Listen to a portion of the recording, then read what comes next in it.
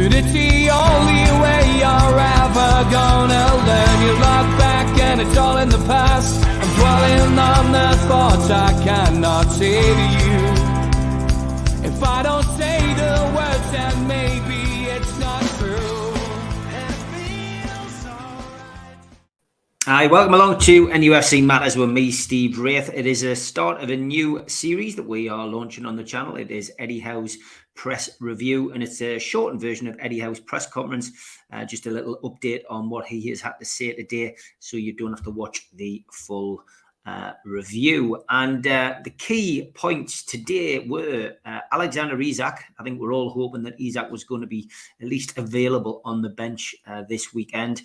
Well, it's bad news. Eddie is not going to risk him this weekend, and by the sounds of it, isn't going to risk him for the rest of the week, because Newcastle United, of course, have Manchester United on Sunday, Everton at home on Wednesday, and then Tottenham away next weekend. 3 games in a week, and it may have come too soon for our record signing. So no sign of Isak. How are our other injured parties getting on? Well, Richie, although a long way off the first team squad at the moment, it has to be said, isn't available again. He has still got an injury which has got him laid out. Nothing too serious.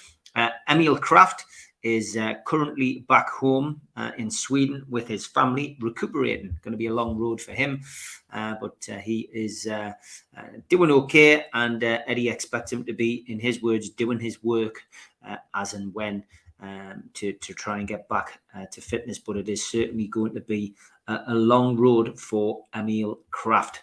Nothing really on John Joe. None of the journalists really asked about John Joe Shelby. Clearly not available this weekend, but we've already been told that it looks very likely that John Joe will be back sooner rather than later. Will he get back before the World Cup break in November? That remains to be seen. But as always, Eddie Howe was fairly chipper today. Some good little quirks, and I've got to be honest, I really do enjoy listening to Eddie Howe's press conferences.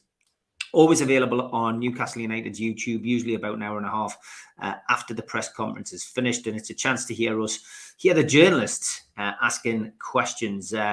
As always, there was a Saudi swerve by Eddie when one of the journalists, who will remain nameless, you can catch exactly who that was on the YouTube video, but always a question which is there to trip him up, and needless to say, he swerved it admirably as usual. He wouldn't get drawn either on the Bruno debate, and by God, it's been a debate. We've talked about it a lot on this channel, but the Bruno debate, different journalists ask different questions, of course. Is Bruno a legend? Or can he be a legend, was one of the questions he directed at Eddie. And again, just give a very diplomatic answer to that. I mean, ultimately, as we've discussed on this show, Bruno hasn't been here long enough to be a legend. And what makes a legend? And I think the way that Eddie looked at it as well was, from his perspective, he hasn't really been at the club long enough himself to be able to, give that answer to that question. He was also asked, which Bruno was the best? Have we got the best Bruno? Obviously we're going down to play Bruno in Manchester on Sunday, and again, tactical answer from Eddie, giving the Manchester United player praise in equal measure to giving his own player praise. So again, didn't get tripped up by that one from our perspective. The one that I did find interesting was the left back question. And, he was asked about Dan Burn and, the fact that he had played him at left back. He gave an answer. He said he likes to play on the left side of the fence. That's probably going to be his preferred position. But he also said that he quite likes him at left back, and he likes working with Dan Burn. So that gives us a little bit of a pointer as to what the future holds for us with regards to team selection. He was asked slightly later about Matt Targett and why Matt Targett hadn't been back in the team as an automatic first pick. He pointed out the fact that, Matt Targett had been ill and therefore withdrawn from the team, although he was on the bench at Fulham, and that the results speak for themselves.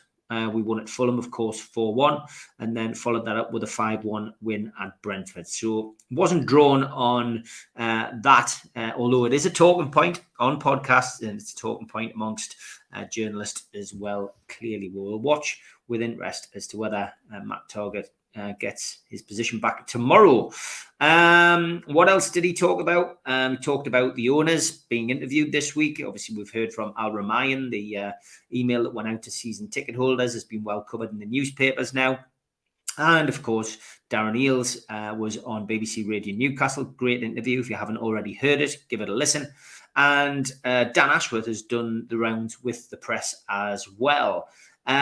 Interesting, really, that he gave the same answer to the same question twice. You wouldn't expect anything different, but he more or less said, look, from my perspective, it's encouraging to hear, communication is vital, and it is good to hear the owners communicating. So, yeah, I think we're all encouraged by that as supporters, and you wouldn't expect Eddie to be anything other than that as well. With regards to Trippier, there was a good mention in dispatches for Trippier towards the end of the press conference, bigging him up, and why not?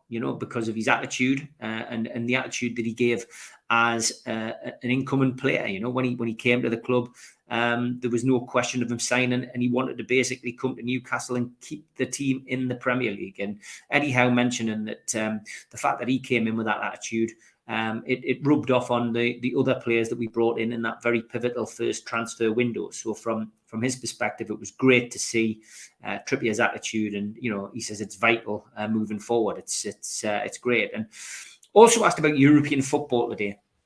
One of the last questions he was asked in the press conference, and you're getting mentioned as potential European candidates, and he said it's nice to be mentioned in that, but the key for him is to keep the players' feet on the ground and to avoid complacency. And again, that's the kind of thing you want to hear as a supporter. Great to hear Eddie Howe coming out with so many positive sound bites again in a press conference. He also mentioned, Craig Hope mentioned from the Daily Mail, Trippier's looking fairly likely to go to the World Cup, and he's of course delighted for Trippier because he is a vital part of this squad, a big part of this squad. The other thing I took out of it today was that he said we are building here, we are building, and that gives you a bit of a pointer to the next two transfer windows. Nobody can rest on the laurels, nobody can take the players for granted, but ultimately we are building. In the words of Shankly at Liverpool before the great Liverpool team back in the 70s, a bastion of invincibility. That's what I would say. So, yeah, as usual, standard practice from Eddie Howe. I hope that's given you a little bit of an insight into the press conference. And I will be back at 4:30 today with Stu and birthday boy Neil Mitchell and Keith Patterson. No Steve Hasty today, but look forward to the three amigos, 4:30 till 6:30. Set a reminder, and don't forget, if you haven't already, please subscribe to the channel.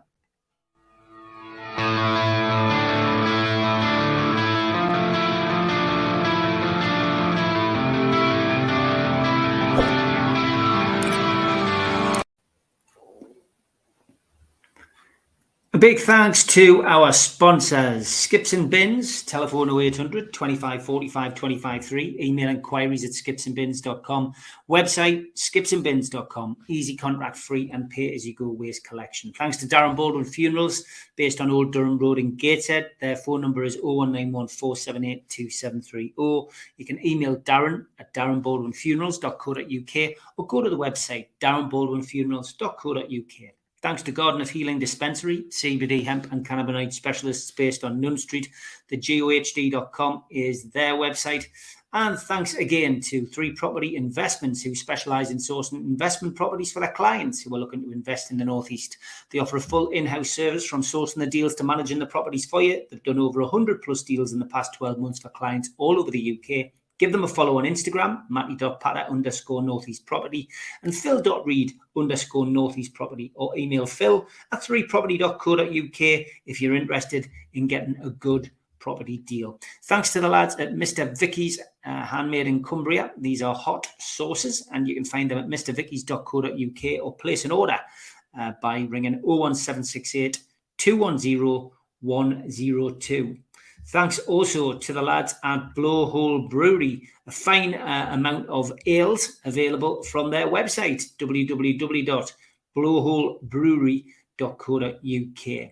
Thanks to Media Arts for all the help with the video technology. Thanks to qtechshop.co.uk, the makers of pool tables and snooker tables in Wallsend, Newcastle, and the guys who run our website, NUFCmatters.com. If you want to subscribe, hit the badge in the corner, and you can subscribe for free. Still do 7 shows a week. Hit the thumb up to like the video and click share to share to your social media. We're also available as a podcast on iTunes, Spotify, and the rest. And if you want to become a member, click join underneath this video, or you can put your smartphone over the QR code. It will take you to the membership section of the website. If you choose to go that way, then you will get a pen, a cup, a scarf, and a membership card, and entry into the monthly draw for a one-off payment of £25. We also give you something for free. If you want a car window sticker, email john@nufcmatters.com and he will send you one if you are a subscriber. We also help the food bank on here. NUFC fans, foodbank.co.uk is the matchday bucket. If you go there, you can make a virtual donation at any time of the year. And don't forget, Peter Beardsley Soccer School, October half term, Monday the 24th to Friday the 28th of October. You can book now, peterbeardsley.soccerschool.com. Peter's also running Monday night training on the 26th of October. Again, the same website. And if you want to meet Peter Beardsley, well, you've got 3 chances. Newcastle Legends game, Friday, October the 14th. The Peter Beardsley talk-in is taking place after the game. Tickets for this are available from nufcmatters.com. Adult admission is £5, junior admission is £2. The talk-in is adults only, and that is a £10. And the events are all taking place at the Fox Hunters Pavilion in North Shields. We've got Peter Beardsley available, tickets available for the St Dom's Catholic Club show. You need to go straight to their website and you just buy your tickets there. And for this one at the Irish Centre, tickets are available now on NUFCmatters.com. Don't forget, Supermax at the Dog and Parrot, every pre-match and every post-match, every home game. And John Gibson and John Anderson are at Pumphrey's pre-match only. If you did like our true crime stuff, it has all migrated to the True Crime channel. So get yourself across there on YouTube and subscribe today.